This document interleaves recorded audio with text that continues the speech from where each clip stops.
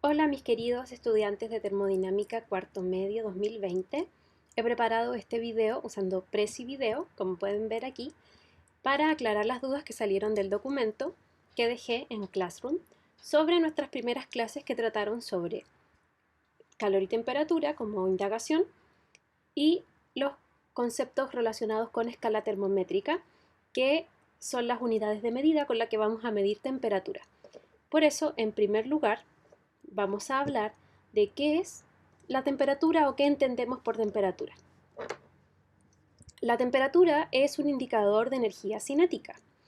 Por lo tanto, no es energía en sí como lo es el calor, sino que nos indica qué tan agitadas están las moléculas que componen a un cuerpo, a un sistema, o las partículas que componen a un sistema. En este caso, en el dibujo tenemos pelotitas, y estas líneas que están en las pelotitas nos dan la sensación de que se están moviendo. Y eso es lo que quiere indicar la temperatura. A mayor temperatura, la rapidez media del grupo de pelotitas va a ser mayor. Existe en la naturaleza una temperatura en donde hipotéticamente estas pelotitas no se deberían mover. Es decir, si estamos hablando de un cuerpo, los electrones, las partículas que componen este cuerpo no están vibrando, los átomos no se están moviendo unos con respecto de otros. A esa temperatura hipotética la conocemos como cero absoluto y es el límite inferior de temperatura. No hay un límite superior porque no tenemos límite para la velocidad media que puede tener este grupo de partículas. ¿Cómo medimos la temperatura? La temperatura la medimos a través de termómetros.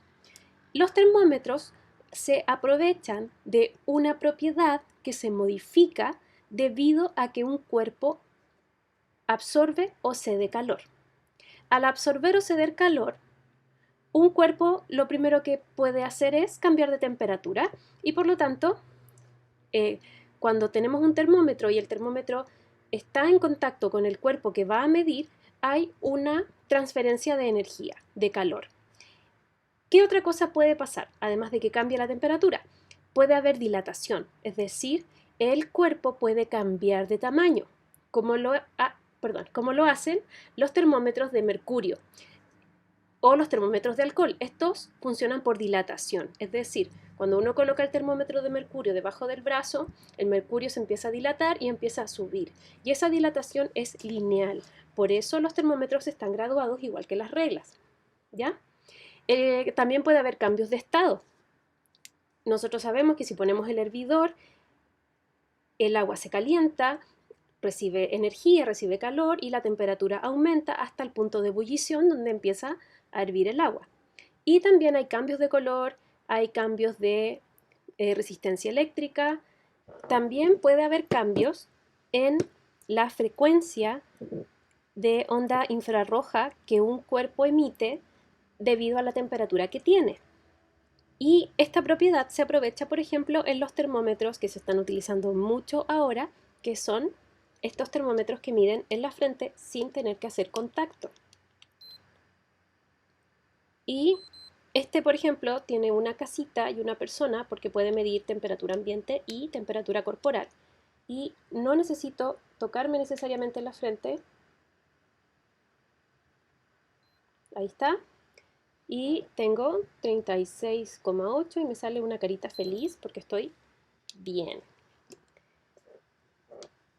Ahora, escalas termométricas. Tenemos 3 escalas, pero podríamos tener infinitas, porque cualquier persona puede hacer su propia escala termométrica, porque es una unidad de medida. La más famosa y la que más usamos acá es la escala Celsius, que divide en 100 partes iguales dos eventos cuya temperatura es fija. ¿Qué temperatura es esa? La temperatura de fusión del agua y la temperatura de ebullición del agua a nivel del mar, porque el agua hierve a distinta temperatura según la altura geográfica y eso tiene que ver con la presión atmosférica local. Este concepto de presión atmosférica lo vamos a conectar con física plan común. Ahora, entre estos dos eventos se le da el 0 a la fusión del hielo, el 100 a la ebullición del agua y se divide en 100 partes iguales. Por lo tanto, entre esos dos eventos vamos a tener 100 partes. La segunda escala que vemos normalmente es la escala Fahrenheit, y aquí lo que se hace es tratar de llegar a una temperatura más baja del 0 Celsius y se hace una mezcla de cloruro de amonio con hielo machacado, eso le baja el punto de fusión y este es el nuevo cero, ese es el 0 grados Fahrenheit, el punto de fusión de esta mezcla. ¿Dónde queda la fusión del hielo normal? Queda en 32, como aparece por aquí. Y la ebullición del agua, la misma de la otra escala, queda en el 212. ¿Por qué 212?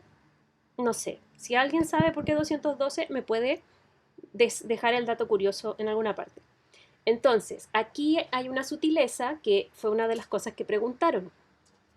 En la escala anterior, entre estos dos eventos de temperatura fija, que son los cambios de estado, teníamos 100 grados Celsius, pero en la escala Fahrenheit, entre el 32 y el 212 tenemos 180 grados Fahrenheit. Entonces, una pregunta era, ¿1 grado Celsius o 1 grado Fahrenheit como divisiones, cuál es mayor y por qué?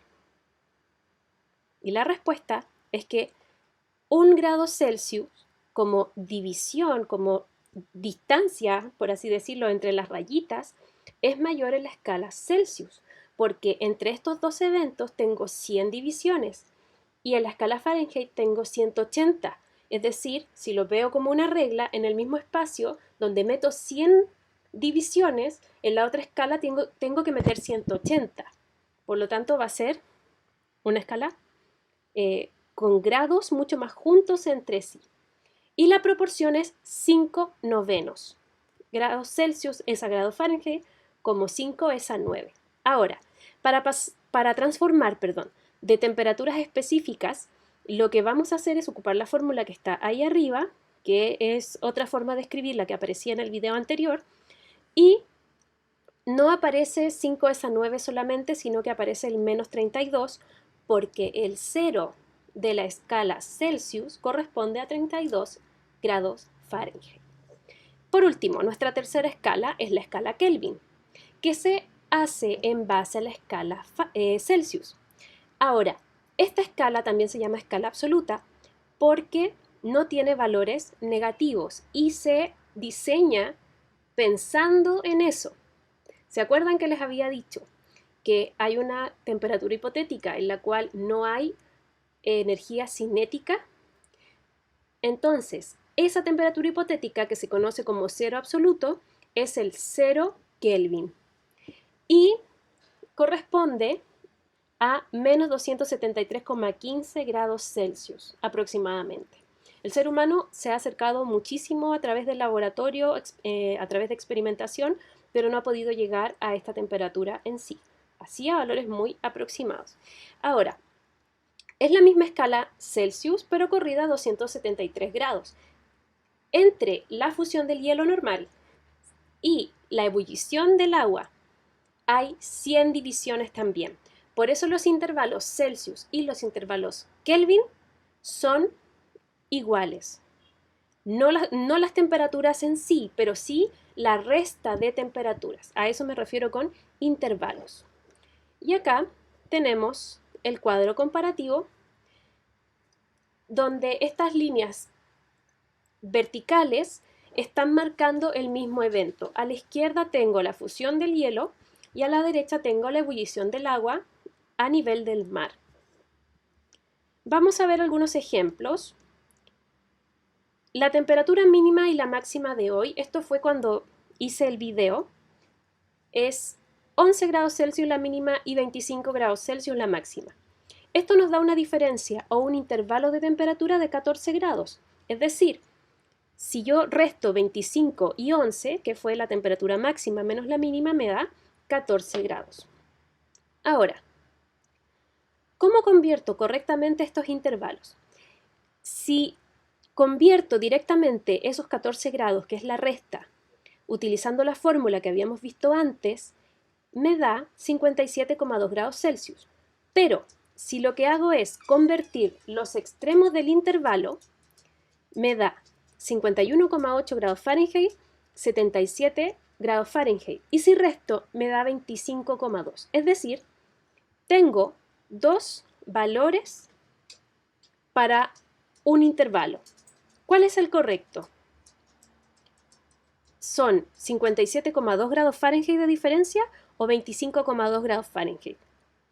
Y la respuesta es que es correcto decir que son 25,2 grados Fahrenheit. ¿Sí? No pueden ser iguales. Una de las dos formas de resolver esa pregunta está mal planteada y tiene que ver con la proporcionalidad. Yo no puedo tomar una resta de temperaturas, que era el 14 grados, y convertirlo directamente con la fórmula que es para temperaturas fijas o específicas. Tengo que comparar pedacitos de intervalo. Y para comparar pedacitos de intervalos, basta con que yo utilice la proporción de 5es a 9, porque teníamos 100 divisiones versus 180 divisiones. Y al simplificar esa fracción nos da 5es a 9. Por lo tanto, cuando nosotros reemplazamos en esta proporción, 14 grados nos da correctamente 25,2 grados Fahrenheit, que era el resultado de transformar primero los extremos, la temperatura máxima y la temperatura mínima, y luego restar, que era el procedimiento correcto. Bien, espero que les haya quedado claro esta pregunta que había salido en el documento de recopilación de dudas, y teniendo presente ya esto, vamos a seguir avanzando ahora a el concepto de dilatación térmica. Que tengan una muy buena semana, cuídense mucho, no salgan de sus casas y organícense muy bien para este tiempo que nos queda, que es nuestro último año también juntos en esta etapa escolar. Les mando un abrazo y un beso gigante.